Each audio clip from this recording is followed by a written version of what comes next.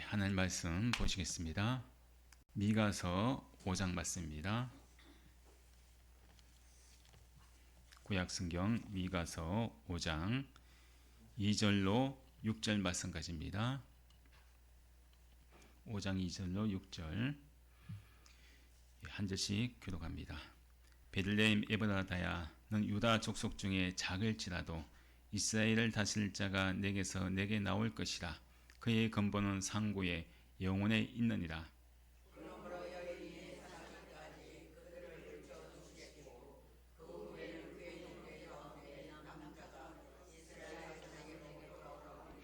그가 여호와의 능력과 그의 하나님 여호와의 이름의 위엄을 의지하고 서서 목축하니 그들이 거주할 것이라. 이제 그가 창대하여 땅까지 미치리라.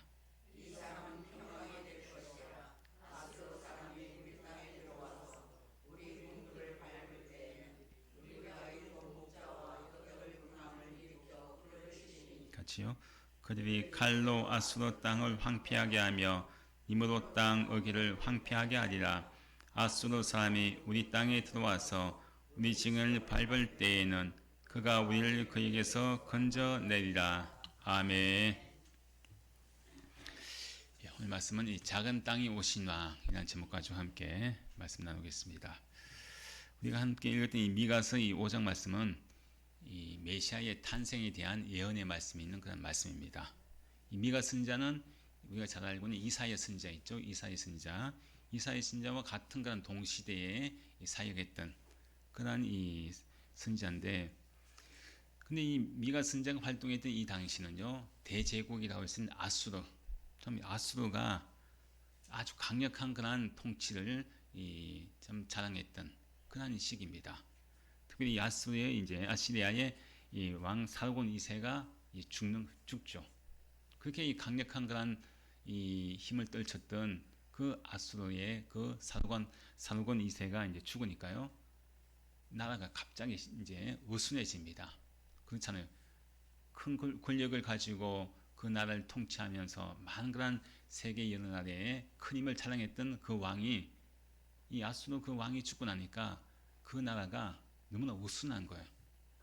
자, 그런데 그동안 이 왕이 죽기 전에는 아수르가 너무나 큰 힘을 가지고 있는 나라다 보니까, 강국이다 보니까, 바로 북이스라엘과 유다가 그동안 조공을 바친 거예요. 조공을. 아수르에게 잘 보이려고 조공을 바쳤습니다. 자, 근데 이 사르곤 2세가 이제 죽으니까요, 나라가 으순해졌다고 했죠. 근데 북이스라엘과 남유다가 조공을 바치던 것을 이제 안 바칩니다. 이제 뭐 왕이 죽고 나니까, 야, 저 나라가 이제 힘이 별로 없겠구나, 이제는. 지금 으순한 그런 틈을 타서 조공을 바쳤던 이 북이스라엘과 남유다가 이제 조공을 안 바치게 됩니다. 굳이 뭐 바칠 필요가 없다는 것을 느꼈죠. 자, 그런데 이 사르곤 2세의 그 아들, 사네립이라는 그런 아들이 그 아버지의 뒤를 이어서 왕이 오릅니다. 자, 근데 왕이 오르고 난 뒤에 그가 이제 한 것이 뭔가 하면은, 그동안 조공을 바치던 북이스라엘과 남유다가 괘씸한 거예요. 아니, 우리 아버지가 죽고 나니까 조공은 안 바쳐? 너무나 괘씸하니까 북이스라엘을 침략합니다. 북이스라엘 침략해서 북이스라엘 멸망시키죠. 조공을 바쳤던 나라가 안 바치니까 화가 나가지고 북이스라엘 먼저 침략해서 이 북이스라엘을 멸망시킵니다. 자, 그 다음에 또 누가 남아있습니까? 남유다가 남아있죠. 그 다음에 또 남유다를 이제 또 멸망시키려고 또 침략을 합니다. 이렇게 침략을 해서 이스라엘 여러 많은 그런 성읍들을 점령합니다. 그 모든 다른 성읍들이 다 점령당하고 나서 마지막 남은 성읍, 예루살렘 성읍만 남아있어요. 근데 그 성을 뺑 돌려서 포위합니다. 그러면 그 성읍만 함락되면은 남유다는 완전히 멸망당하는 거죠. 이렇게 이 예루살렘 성이 완전히 사네립 그 왕에게, 군대에게 포위된 상태에 그때 있을 때, 그때 어떤 절체절명인 그런 위기 아닙니까? 남유다 멸망당할 그런 위기에 놓이는 것이죠. 근데 왜 하나님께서는 북이스라엘 멸망시키시고 또 남유다를 또 아수르에게 이렇게 공격당해서 절체절명의 그런 위기에 빠지게 하시느냐? 사실 보면은 아수르의 공격을 받고 북이스라엘 멸망당하고 또 남유다조차도 지금 이 아수르에게 멸망당할 그런 위기에 있는 그 모든 것은 하나님의 징계란 거죠. 하나님의 징계. 하나님의 백성이 우상 숭배하고 하나님을 섬기지 않고 참 이 불의한 그런 이 지도자들, 온갖 지도자들이 다 하나님 보시기에 불의를 행합니다. 정의를 행하고 올바르게 이 백성들이 이끌어갈 지도자들이 타락을 합니다. 우상 숭배합니다. 그래서 하나님께서 남유다를 아수르에게 어떻게 매를 대시는 거죠. 아수르를 통해서.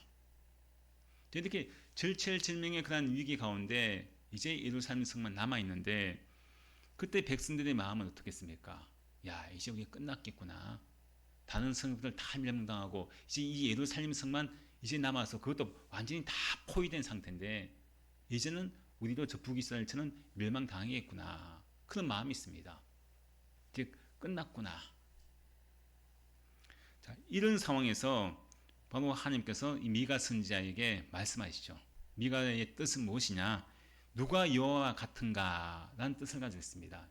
미가의 뜻이 누가 여호와 같은가? 지금 하나님의 그 구원을 기다리고 있는 지금 이 아수르에게 구원해 줄 그런 강력한 이 구원을 지금 기다리고 있는 거예요. 왜? 이제 조금 있으면 잘못하면 멸망당할 순간이거든요. 누군가 자기들을 구원해 줄 그런 구원자, 그런 구원을 이 성 안에서 기다리고 있는 거예요. 이런 상황에서 하나님께서 미가 선지자에게 말씀하시죠. 근데 우리가 이 이사야의 말씀을 통해서 또 여러 가지 많은 건 성경을 통해서 보면 아수르가 들어왔을 때 결국은 이때 이제 남유다 왕이 히스기야 왕인데 히스기야 왕이 어떻게 합니까? 그럼 이제 절체절명의 위기, 포위된 상태에서 나라가 멸망당할 위기에 그가 하나님 앞에 나아가지 않습니까? 하나님께 간절히 기도합니다. 사실 보면 한마디로 살려달라는 거 하나님 앞에. 기도할 때 어떻게 됩니까? 하나님께서 싸우십니다. 히스기야가 싸운 것이 아니에요. 하나님께서 직접 아수르 군대를 물리치십니다. 그래서 그 모든 그런 절체절명 위에서 건진받고 구원받습니다. 자, 근데 오늘 말씀을 보면은 이 미가서의 대표적인 말씀이라고 할 수 있는데 바로 미가서 5장 2절부터 5절 말씀인데 이 본문 말씀은요. 아수르에서 구원해 줄 것을 말씀하시는 동시에 우리를 죄에서 구원하실 메시아, 그 메시아의 탄생을 지금 기다리고 있는 그것을 예언하고 있는 말씀입니다. 아주 유명한 말씀이죠. 그래서 이 베들레헴에서 탄생하신다는 이 말씀은요. 우리가 마태복음 2장 말씀 보면 예수님이 탄생했을 때 저 동방에서 누가 찾아옵니까? 동방박사들이 찾아오죠. 자, 동방박사들이 찾아옵니다. 동방박사들이 찾아와서 뭐라고 하는가 하면 유대인의 왕으로 나신 이가 어디 계시냐 하고 묻는 거예요. 헤롯 왕에게 묻죠. 그래서 이제 서기관들이 대답을 합니다. 유대인 왕으로 나신 이가 누구냐 하고 물었을 때 이 성경에 대해서 율법적으로 너무나 잘 알고 있는 서기관들이 대답합니다. 오늘 이 본문 말씀을 인용하는 거예요. 유대인의 왕, 그 왕은 베들레헴에서 태어난다고 했다. 베들레헴이다. 그렇게 이제 알려줍니다. 그래서 오늘 2절 말씀에 그 말씀하지 않습니까? 자, 함께 읽습니다. 베들레헴 에브라다야는 유다 족속 중에 작을지라도 이스라엘을 다스릴 자가 내게서 나올 것이라. 그의 근본은 상고에 영원에 있느니라. 자, 바로 신약 성경에서도 동방박사들이 찾아왔을 때 유대인 왕이 어디 계시냐 하고 이야기했을 때 그때 서기관들이 바로 이 미가서 5장 2절 이 말씀을 인용하면서 베들레헴에서 태어난다고 했다. 즉 아기 예수는 베들레헴에서 태어난다. 그렇게 이제 대답을 해준 것처럼 바로 이 동방박사 찾아봤을 때 그 이 말씀을 인용하면서 알려주죠. 자, 여기서 베들레헴이 나오죠. 자, 예수님이 태어난 곳이 어디겠습니까? 베들레헴이죠. 그럼 여기서 베들레헴 에브라다 이렇게 두 곳이 나옵니다. 자, 그럼 베들레헴은 뭐고 에브라다는 뭐냐? 같은 지역이에요. 같은 지역. 자, 여기서 베들레헴, 에브라다. 에브라다는 옛날 지명입니다. 같은 지역인데 옛날 지명이에요. 베들레헴은 새로운 그런 이름입니다. 새 이름이에요. 새 이름. 옛날에는 에브라다 그렇게 불렸지만은 지금은 바로 이 베들레헴이다. 그 말씀이죠. 자, 그러면 베들레헴은요, 예루살렘에서 이 남쪽으로 8km 떨어진 그런 유대의 산지 마을입니다. 시골이라는 거죠. 시골. 자, 시골 마을인데, 자, 근데 그곳은 이 베들레헴 하면은 누가 생각납니까? 베들레헴 하면은 다윗이 생각나요. 다윗. 다윗의 고향입니다. 다윗 왕의 고향. 자, 베들레헴의 이 뜻은 무엇이냐 하면은 이 떡집이라는 뜻, 떡. 떡이 우리가 먹는 떡. 떡집이라는 거예요. 자, 그럼 에브라다. 자, 같은 지역이라고 했죠. 근데 이 에브라다는 뭐냐? 그 뜻이 뭔가 하면요. 풍성하다는 뜻이 있습니다. 풍성하다. 자, 이렇게 베들레헴 에브라다야 굳이 옛날 지명과 함께 새의 지명을 함께 넣는 이유가 있는 거예요. 자, 떡집인데 뭐가 풍성하다는 거예요? 떡이 풍성하다는 거죠. 이 베들레헴이라고 하는 이 지역은 정말 떡이 풍성한 지역이다. 그런 의미가 있는 거예요. 자, 이 말씀은 왜 베들레헴 에브라다야 하고 이렇게 미가 선자의 말씀을 통해서 우리에게 굳이 두 지명을 한꺼번에 같은 지역인데 왜 이렇게 옛날 이름과 새로운 그런 이름 베들레헴을 같이 넣느냐? 예수님이 누구신가? 베들레헴에서 태어나신 예수님이 어떠한 분이신가? 그것을 말씀합니다. 자, 그럼 예수님은 어디에서 태어났다고요? 베들레헴에서 태어났죠. 에브라다에서 태어났어요. 그럼 그 말씀 뭐냐? 예수님은 우리에게 어떤 분이 되시느냐? 생명의 떡이 되시는 분이다. 생명의 떡. 그리고 생명의 떡인데 그 떡을 어떻게 하시냐? 풍성하게 나누어 주신 분이다. 그런 뜻을 가지고 있는 거예요. 그래서 베들레헴 에브라다야. 그렇게 지금 이렇게 두 개의 그런 지명을 동시에 옛날 지명과 지금의 지명을 함께 넣는 이유가 예수는 바로 우리에게 생명의 떡이 되시는 분인데 그 떡을 우리 풍성하게 나누신 분이 바로 예수 그리스도 메시아이시다. 그것을 이제 이야기합니다. 자, 근데 예수님은 원래 태어나려고 하면요. 예수님이 태어나려고 하면 원래 어디에서 태어나야 하느냐? 원래 베들레헴에서 태어날 그런 예수님이 아닙니다. 원래는 어디에서 태어나야 될까요? 원래는 예수님이 그의 아버지 예수님의 육신의 아버지가 누굽니까? 요셉이죠. 요셉이 어디에 살았을까요? 예? 요셉이 어디에 살았습니까? 목수일을 했죠. 어디에서 살았어요? 나사렛에, 갈릴리 나사렛. 그래서 사람들이 예수님 보고 야 저거는 저 예수는 갈릴리 나사렛 그 총구석에 요셉의 아들 목수의 아들 태어난 예수인데 지가 무슨 하나님의 아들이라고 그래. 목수의 아들이지. 원래 예수님은 나사렛에서 태어나야 됩니다. 왜? 요셉이 거기 살았기 때문에. 마리아와 정혼해서 거기서 살았기 때문에 원래는 태어나야 할 곳은 어디며? 나사렛이죠. 근데 오늘 말씀 보면은 예수는 어디에 태어났습니까? 태어나기는 베들레헴에서 태어났습니다. 근데 그 이유가 있는 거예요. 나사렛에서 태어나야 되는데 어떻게 해서 베들레헴에서 예수님이 탄생했을까? 이것은요. 하나님의 이 예언의 말씀, 미가서 이 예언의 말씀을 그대로 이루시기 위해서 베들레헴에서 태어난다고 오늘 5장 2절 말씀에서 말씀하잖아요. 예수님이. 이 말씀이 그대로 이루어지기 위해서 베들레헴에서 태어나게 하십니다. 그리고 그 태어나게 하시는 그 하나님의 섭리가요. 얼마나 참 오묘한지. 자, 예수님이 태어났을 때 예수님이 태어나는 그 당시에 로마 황제죠. 로마 황제가 전 모든 국민들에게 그걸 내립니다. 뭘 내리냐? 호적을 하라고. 호적은 즉 인구조사를 하라고 전 모든 국민들에게 그것을 내려요. 인구조사. 그러면요. 내가 어디에 살든지 내가 호적을 하러 가야 됩니다. 어디로? 내 고향으로. 그래서 요셉의 고향은 베들레헴이거든요. 베들레헴.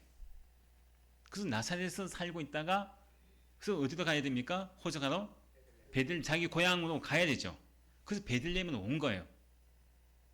어쩌면 로마 황제의 그 호적하라고 하는 그 모든 정책이 바로 하나님의 섭리란 거죠. 바로 미가서 말씀에서 예수님이 어디에 탄생합니까? 베들레헴에서 탄생한다 예언했지 않습니까? 그러면 이 예언의 말씀이 이루어지기 위해서는 예수님이 어디 와야 돼요? 나사렛에서 베들레헴으로 오셔야 되죠. 그래서 어쩌면 요셉과 마리아는 로마 그 황제의 명을 따라서 자기 고향 땅 베들레헴으로 호정하러 온 거예요. 호정을 와서 베들레헴에서 예수님을 낳게 됩니다. 자, 결국은 이것이 어떻게 된 거예요? 미가서 이 말씀이 베들레헴에서 탄생하시는 이 말씀이 그대로 이루어졌죠. 바로 이 미가서 말씀은요, 예수님 탄생하기 전에 한 700년 전에 기록된 말씀이에요. 700년 전에. 700년 전에 이 기록된 이 말씀, 베들레헴에서 탄생하신다는 이 말씀이 700년 뒤에 나사렛이 아닌 베들레헴에서 예수님 탄생하는 이 말씀이 그대로 예언의 말씀이 성취가 됩니다. 자, 우리가 이 보면요, 예수님께서 베들레헴에서 탄생하신 것이 아까 베들레헴이 무슨 뜻이라고 했습니까? 떡집이라고 했죠. 떡집. 떡은 사실 보면 생명 아닙니까? 사람이 먹어야 할 떡은 생명이죠. 양식 아닙니까? 떡집인데 바로 이 베들레헴에서 탄생하신다는 이 지역의 뜻 이름도 예수님과 관계된 거예요. 바로 이 베들레헴에서 탄생하신 예수님은 누구라는 겁니까? 우리에게 생명의 떡을 주신 분이다. 우리의 생명의 떡을 주시고 풍성하게 하는 그런 떡을 우리에게 공급해 주신 분이다. 그것을 말씀하시기 위해서 이제 이 베들레헴에서 탄생하신다. 그렇게 말씀하고 있는데 사실 보면은 우리가 먹고 사는 문제, 이 먹는 것, 세상의 떡, 우리가 여러분 먹지 않습니까? 양식을 먹죠. 왜 먹습니까? 살려고 먹죠. 우리가 오늘 점심도 팥죽을 먹는데 또 저녁도 먹죠. 왜 먹습니까? 사실 보면 살려고 먹죠. 안 먹으면 죽으니까. 세상의 떡은요, 내가 어쩌면 내 생명을 위해서 먹는 거예요. 살기 위해서. 근데 우리가 이 생명, 어쩌면 이 세상의 떡을, 이 양식을 먹는다고 할지라도 영원히 삽니까? 잠시는 살 수 있어요. 하지만은 세상의 떡은 우리에게 영원한 생명을 주지 않습니다. 결국은 그 떡을 먹는다고 할지라도 결국 죽는다는 거죠, 사람은. 근데 예수는 어떤 분이시냐? 세상의 떡이 아니라 영원한 생명의 떡, 죽지 않는 떡, 영생의 떡, 그것을 주시기 위해서 이 베들레헴에서 오신 것입니다. 바로 생명의 떡을 우리 공부하시기 위해서 오신 분이 바로 예수님이십니다. 사실 떡은 필요하죠. 세상에서 떡 필요합니다. 조금 전에 우리가 말씀하신 것처럼 살려고 먹어야 되죠. 하지만은 분명히 말씀은 마태복음 4장 4절 말씀 예수님께서 뭐라고 하시느냐? 자, 함께 읽겠습니다. 예수께서 대답하여 이르시되 기록되었으되 사람이 떡으로만 살 것이 아니요 하나님의 입으로부터 나오는 모든 말씀으로 살 것이라 하였느냐 하시니, 사람이 떡으로만 살 것이 아니다. 즉 이 땅에 있는 세상의 떡, 그 양식, 그건 우리가 없으면 죽습니다. 떡으로만 살 것이 아니라 떡도 필요하다는 것. 왜 육신이 살기 위해서는 떡도 필요하죠.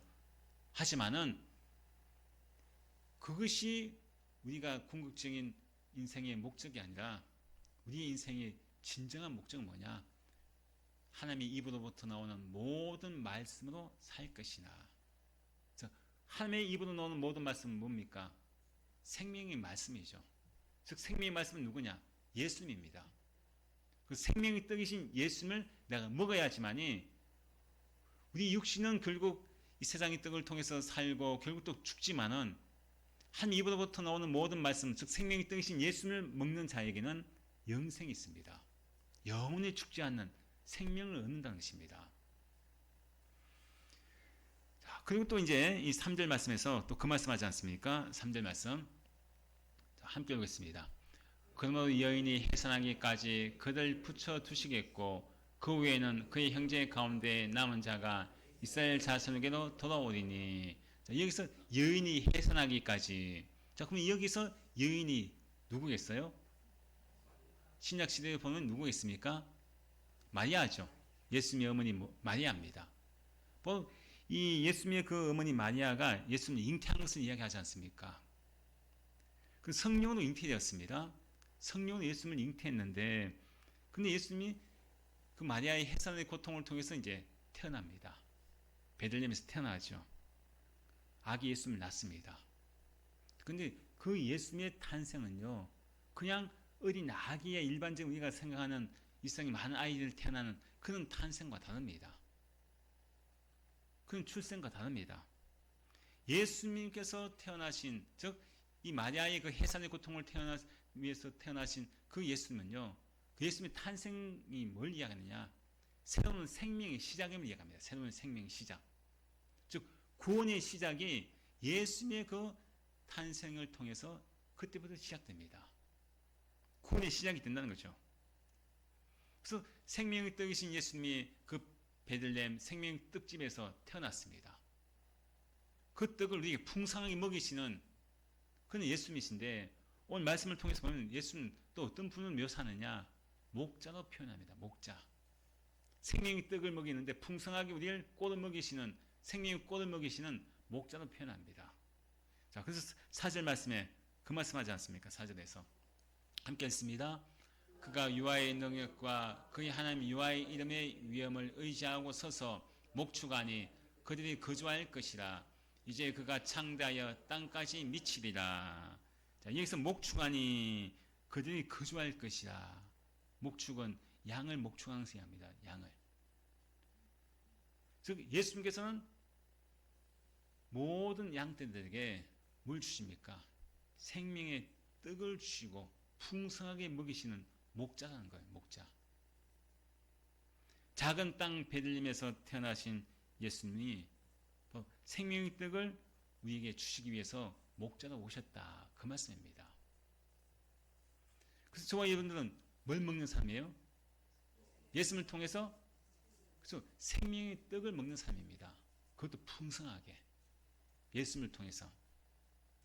근데 이 예수님은 2000년 전에 마리아의 몸에서 태어났죠. 태어났습니다. 그럼 예수님의 시작은 또 거기서 시작되느냐? 육신의 몸은 거기서 시작되었지만은 예수님의 근본은 원래 어떤 분이시냐? 그의 말씀이 나갑니까? 그의 근본은 상고에 영원에 있느니라. 비록 육신의 몸으로 태어났지만 생명의 뜻인 예수 그리스도는 근본이 어디라는 걸? 태초부터라는 거예요. 태초. 이 태초는 뭘 이야기하느냐? 시작이 없는 태초입니다. 시작이 없는 태초. 영원 저품도 그냥 원래 계셨던 분이에요. 우리 사람은 시작이 있잖아요. 사람은 자기 태어난 그 시작이 있잖아요. 시작이 있는데 예수는 어떤 분이시냐? 영원하신 분입니다. 시작이 없는 분이에요. 원래 하나님과 함께 계셨던 분입니다. 그래서 요한복음 1장 1절 말씀에 예수님에 대해서 말씀하지 않습니까? 자, 함께 읽습니다. 태초에 말씀이 계시니라. 이 말씀이 하나님과 함께 계셨으니. 자, 태초에 말씀이 계시니라. 이 태초는 영원전입니다. 영원전. 시간적인 그런 개념이 아니라 영원전부터 계신 그런 말씀이 계신다. 말씀은 예수님을 이야기합니다. 이 말씀이 누구와 함께 계셨어요? 하나님과 함께 계셨다. 하나님이시라는 거죠. 예수님이 하나님이시라는 것입니다. 이 말씀은 곧 하나님이시라 하지 않습니까? 예수님이 하나님이시라는 거죠. 또 그가 태초에 하나님과 함께 계셨고 만물이 뭐라고 합니까? 그로 말미암아 지은 바 되었으니 지은 것이 하나도 그가 없이는 된 것이 없다. 즉 이 세상을 창조하신 분이 누구시냐? 바로 말씀이신 예수님, 하나님이신 예수님. 바로 예수님이 하나님이시고 이 우주 만물을 창조하신 그런 분이심을 분명히 말씀합니다.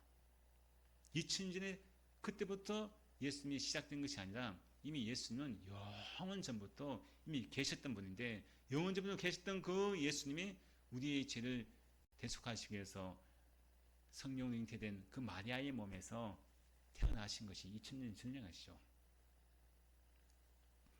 자, 근데 이 미가서 5장 말씀은요, 아수르의 침략을 당한 그런 시점이라고 하지 않았습니까? 절체절명의 위기 가운데 있었던 그런 상황이었습니다.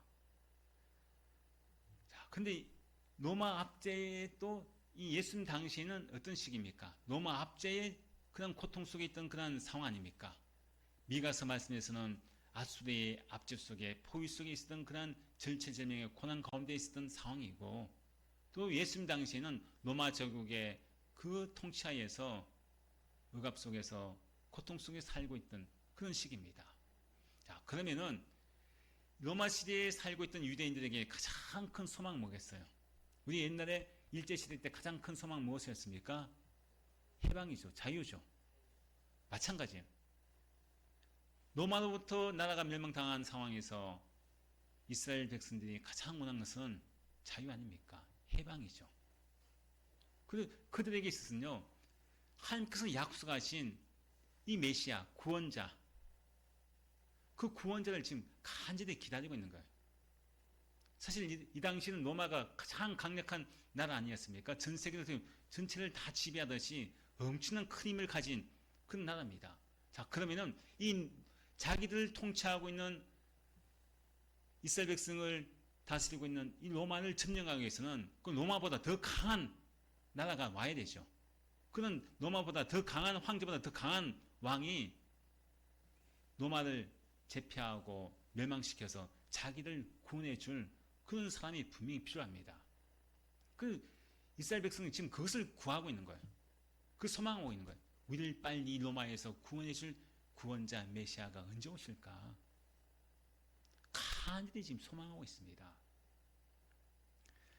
제2의 다윗 왕처럼 큰 왕을 지금 소망하고 있습니다. 나라를 회복하기를 소망하고 있고 나라가 다시 자유를 얻기를 회복하고 있습니다. 자, 근데 5절 6절 말씀에서 미가 선지자가 또 뭐라고 합니까? 자, 이 5절 6절 함께 읽습니다. 이 사람은 평강이 될 것이라. 아수르 사람이 우리 땅에 들어와서 우리 궁들을 밟을 때에는 우리가 일곱 목자와 일곱 군왕을 일으켜 그를 치리니. 자, 여기 말씀에서 이 사람은 누굽니까? 이 사람은 평강이 될 것이라 하잖아요. 예수님이시죠. 메시아. 이 당시는 구약이기 때문에 신약 시대에 보면은 앞으로 이제 700년 후에 태어나실 예수님, 메시아. 그 예수님이 뭐라는 거예요? 평강이 될 것이다 하죠. 평강이 될 것이다. 자, 근데 이 평강이 되신 예수님, 평강의 왕으로 오신 예수님이신데 그 예수님을 통해서 평강이 온다는 겁니다. 예수님을 통해서. 지금 평강이 없죠. 아수르에게 포위된 상태에서 평강이 없습니다. 예수님 시대에는 로마 압제로부터 통치해서 평강이 없습니다. 그런 가운데 그에게서 뭐가 나옵니까? 예수님을 통해서 뭐가 나옵니까? 평강이 나온다는 거예요. 평강이 될 것이라 하지 않습니까? 즉 예수님을 모시고 있는 사람에게는 뭐가 있다는 겁니까? 평강이 있다는 거예요. 그에게서 평강이 나온다. 예수님을 내가 모시고 있으니까 당연히 평강이 나오겠죠. 평강이 나옵니다. 자, 우리가 이 예수님을 믿기 전에는 우리 모든 인생은요, 어떤 상황입니까? 평강이 없는 상태입니다. 왜 평강이 있느냐? 모든 사람들에게 가장 근본적인 두려움은 뭐겠어요? 모든 사람에게 죽음이죠. 죽음. 평강이 없는 이유는 죽음 때문입니다.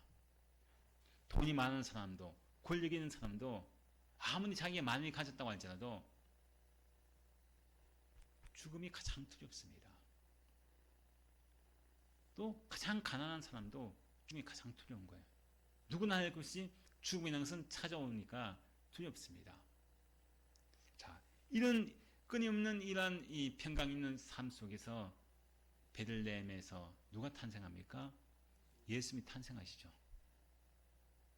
평강의 왕으로 탄생하십니다. 생명의 떡으로 탄생하십니다. 그 죽음 속에 죽음으로 말미암아 두려워하고 있는 평강이 없는 우리 모든 인생에게 바로 평강의 왕으로 영원한 생명의 떡으로 오셔서 야, 너희들 죽음 두려워할 필요 없어.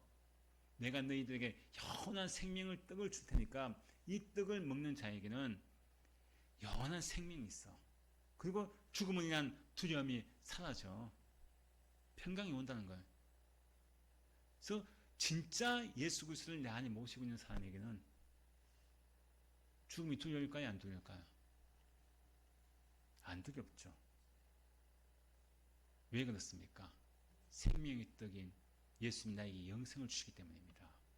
육신은 죽는다고 할지라도 영원한 생명의 떡이신 예수님이 내 안에 계시기에 영생을 얻는 그 은혜가 있기 때문에 죽음도 조금도 두렵지 않습니다. 그래서 항상 사람은 평강하다는 거죠. 죽는 그 순간까지도 평안합니다. 예수님을 생명의 떡이신 예수님을 모시고 있는 사람에게는. 그 세상의 떡만 먹고 사는 사람은요 평강이 없어요. 두렵습니다. 죽음이 두려운 거죠. 바로 예수님은 우리에게 죽음을 인해서 평강 있는 모든 인생에게 평강을 주시기 위해서 영원한 생명을 주시기 위해서 이 땅에 오셨습니다. 근데 수많은 사람들이 아까 말씀드린 것처럼 로마 제국의 압제에서 벗어나기 위해서는 더 강한 그런 군대가 더 강한 왕이 로마를 점령하고 우리를 구원해줘야 하는 그런 왕으로 생각하고 있는데 그 예수님은 어떻게 오셨어요? 평강의 왕으로 오셨다고 하지 않습니까? 평강의 왕으로. 또 생각할 때도 동방박사들이 유대인의 왕이 어디에 계시냐 하고 어디로 찾아갔습니까? 예루살렘을 찾아갔죠. 왕궁으로 찾아갔습니다. 그 이스라엘 백성들 마찬가지인 거예요. 우리를 구원해줄 메시아, 우리를 로마로부터 건져줄 구원자는 당연히 예루살렘 화려하고 크고 엄청난 그런 이 왕의 그 아들로 태어날 것이다. 그렇게 생각합니다. 근데 예수님은 그런데 예루살렘에서 태어났습니까? 어디에 태어났습니까? 화려하고 왕궁이 있는 예루살렘 성이 아니라 어디에 태어났습니까? 베들레헴 시골, 그것도 마구간에서 태어났습니다. 전혀 상상할 수 없는 그런 장소에 태어났죠. 이스라엘 백성들이 생각했던 그런 장소가 아닙니다. 예루살렘이 아닌 거예요. 생명의 떡이 더한 베들레헴에서 생명의 떡으로 영생의 떡을 주기 위해서 베들레헴에서 탄생하셨고, 그리고 나중에 예수님께서 십자가에 죽으시기 위해서 어디로 가십니까? 어디로 가세요? 어디로 입성합니까? 예루살렘 성으로 입성하죠. 베들레헴에서 태어나서 예루살렘 성에서 죽으시는 거예요. 성 안에서. 이게 이유가 있는 거예요. 왜 그러냐? 이 당시에 베들레헴 탄생하신 것은 예루살렘 성에는 생명의 떡이 사라졌습니다. 제사장들도 서기관들도 바리새인들도 성경에 대해서 엄청나게 똑똑한 사람, 많이 알고 있는 사람들, 종교 지도자들이 있었다고 할지라도 그들에게는 말씀이 없는 거예요. 생명의 떡이 없습니다. 아무리 화려하고 좋은 그 성전에 있다고 할지라도 생명의 떡이 사라진 그런 곳이 예루살렘이었습니다. 그 예수님께서 이 예루살렘 성에 입성하실 때 가장 먼저 하신 건 뭡니까? 성전을 정하는 거죠. 하나님의 생명의 말씀, 떡이 있어야 할 그 성전에서 장사하고 자기 이익을 위해서 하나님 보시기에 불의를 행하고 있는, 강도의 권력을 만들고 있는 그런 모습 속에서 예수님이 다 쫓아내시잖아요. 무엇을 얘기합니까? 예루살렘을 회복시키기 위해서, 말씀이 사라지고 생명의 떡이 없는 그는 예루살렘을 회복시키시기 위해서 예수님께서 예루살렘 성으로 입성하신 것입니다.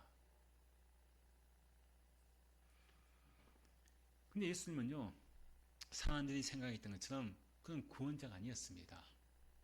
강한 군대를 이끌고 로마를 함락시킬 것처럼 생각했던 그런 예수님이 아니었죠.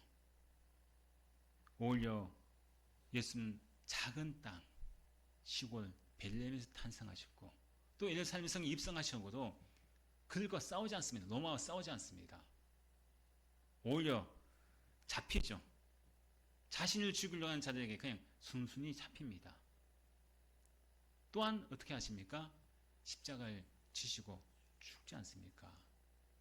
너무나 이스라엘 백성들이 고대했던 구원자하고는 전혀 상상할 수 없는 그 작고 초라한 볼품없는 그런 예수님을 보이는 거예요. 예루살렘이 화려한 예루살렘은 큰 예루살렘이 탄생하지 않았죠. 베들레헴은 작은 땅이 탄생했죠. 또 예루살렘 성 입성해서 뭔가 자기를 로마로부터 구원해 줄 거라고 생각했는데 칼로 막 싸우고 군대를 무찌르는 것이 아니라 오히려 매를 맞고 침비탐을 당하고 모욕을 당하고 또 심지어 십자가에서 죽기까지 합니다. 자기들이 상상했던 메시아가 아니었습니다. 얼마나 실망되겠어요. 예수는 로마와 싸운 것이 아니라 무엇과 싸웠겠습니까?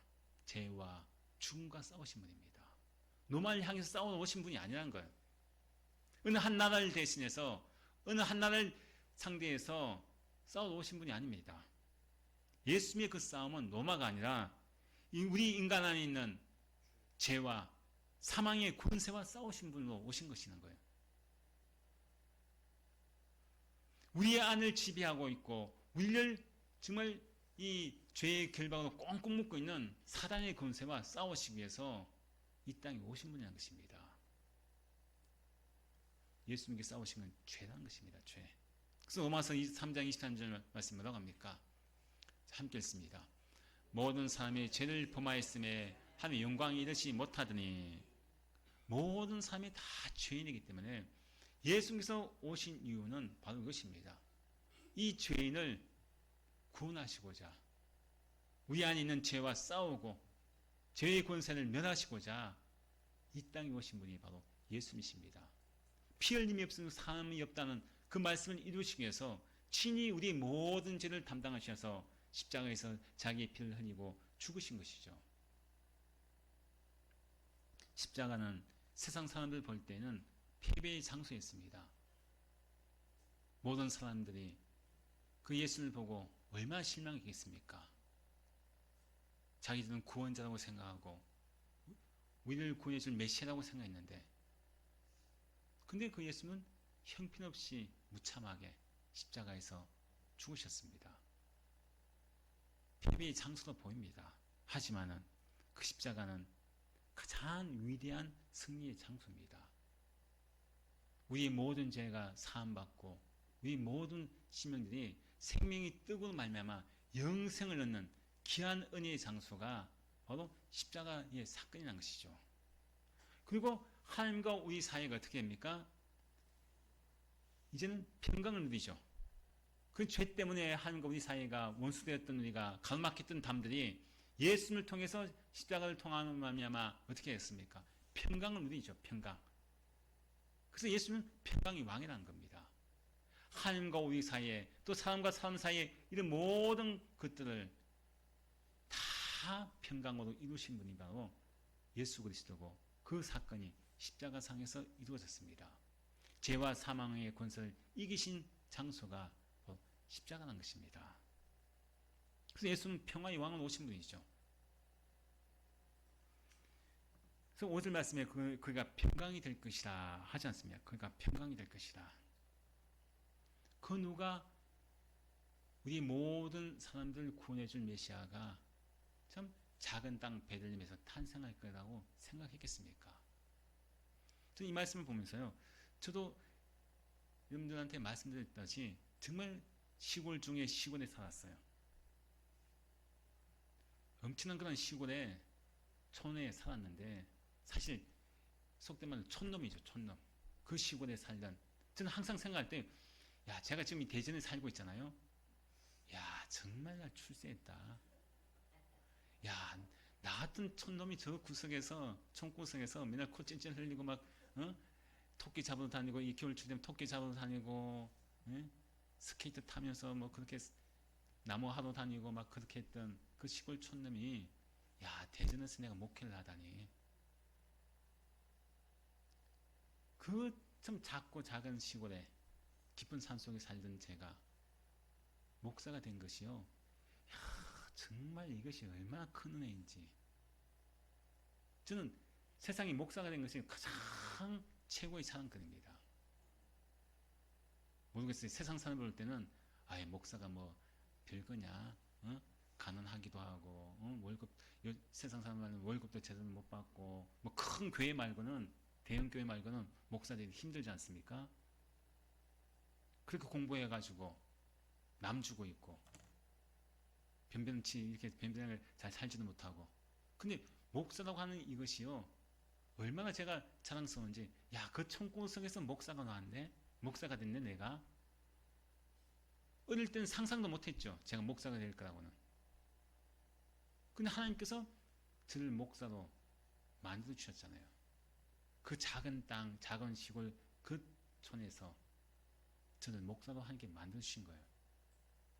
그걸 보니까요, 야, 정말 예수 그리스도가 이 베들레헴 작은 땅에서 나왔을 때 그 누가 그 베들레헴에 나으신 예수님이 유대인의 왕이고 평강의 왕이고 위의 모든 죄를 다 대속하실 예수님이라고 누가 상상했겠습니까?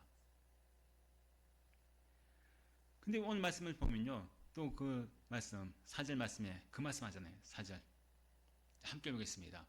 그가 여호와의 능력과 그의 하나님 여호와의 이름의 위엄을 의지하고 서서 목축하니 그들이 거주할 것이라. 이제 그가 창대하여 땅까지 미치리라. 자, 이제 그가 창대하여 뭐라고 합니까? 땅까지 미치리라. 자, 평강의 왕으로 오신 예수님이 우리 모든 인생에게 죄와 사망의 권세에서 다 벗어나게 해주고 우리를 자유케 해주셨죠. 해방시켜 주셨습니다. 십자가상에서 구원해 주셨습니다. 근데 그 구원의 은혜가, 우리 해방시키신 은혜가 유대인들에게만, 이스라엘 백성들에게만 해당되는 것이 아니라는 거예요. 일반 세상 왕은 자기 땅, 자기 백성들을 위한 왕이 아닙니까? 근데 예수님은 어떤 분이시냐? 세상의 왕이라는 거예요. 세상의 왕. 땅 끝까지 예수 그리스도의 평강의 왕으로서 복음이 전파되고 그 시민들에게 평강의 왕으로 임하시는 그런 말씀을 하고 있습니다. 예수는 한 나라의 왕으로 한정되는 그런 분이 아닙니다. 왕이 아닙니다. 하나님이 세상을 이처럼 사랑하사 독생자를 주셨으니라고 하지 않습니까? 세상의 왕이란 거예요. 온 우주의 왕이란 것입니다. 그런 예수님, 자, 땅 끝까지 하지 않습니까? 땅 끝까지. 이 말씀은 뭘 이야기합니까? 우리가 복음을 전해야 되는데 어디까지 전해야 됩니까? 땅 끝까지 전해야 됩니다.